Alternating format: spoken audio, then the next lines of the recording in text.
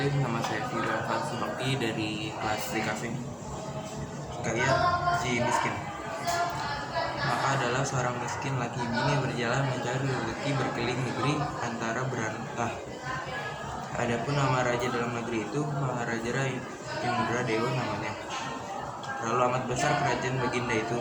Beberapa raja-raja di tanah dewa itu takluk pada Baginda dan mengantar upeti kepada Baginda pada tiap-tiap tahun.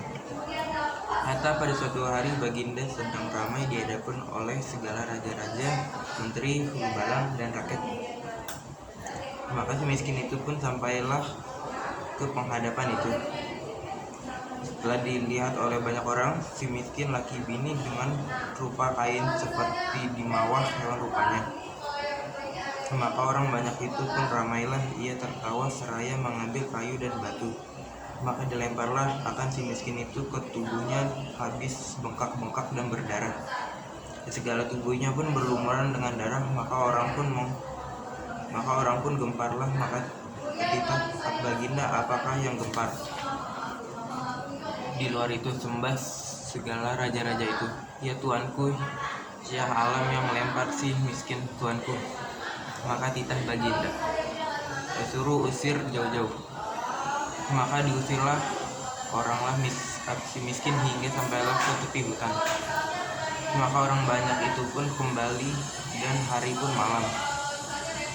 Maka Baginda pun berangkat masuk ke dalam istananya. Maka segala raja-raja, menteri, hulubalang, dan rakyat sekalian itu pun masing-masing pulang ke rumahnya. Adapun si miskin itu apabila malam ia pun tidurlah di dalam hutan. Setelah siang hari, maka ia pun pergi berjalan masuk ke dalam negeri mencari rezekinya. Maka apabila sampailah tepat kepada kampung orang, apabila orang yang punya kampung itu melihat akan dia, makanya diusirlah dengan kayu si miskin itu. Larilah dia lalu ke pasar.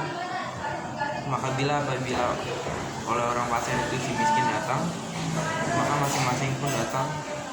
Ada yang melontari dengan batu, ada yang memalu dengan kayu. Maka si miskin itu pun larilah kampung langgang, tubuhnya habis berlumuran dengan darah. Maka menangislah ia berseru-seru sepanjang jalan itu dengan sangat lapar, dahaganya seperti akan mati rasanya. Maka ia pun bertemu dengan tempat orang membuang sampah-sampah. Berhentilah ia di sana dan dicarilah dalam sampah yang bertimbun itu barang yang oleh dimakan. Didapatinya lah ketupat yang sudah basi dibuangkan oleh seorang pasar dengan buku tebal.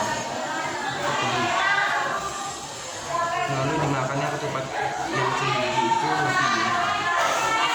Setelah sudah dimakan ketupat itu barulah dimakannya buku tebu. Maka adalah segar sedikit rasanya tubuh, karena beberapa lamanya tiada merasa nafsu. Hendaknya mati rasa ia hendak meminta ke rumah orang, tetapi takut. Jangankan diberi orang barang sesuatu, hampir kepada rumah orang itu pun tiada boleh. Demikianlah hal si miskin itu sehari-hari. Terima kasih. Assalamualaikum warahmatullahi wabarakatuh.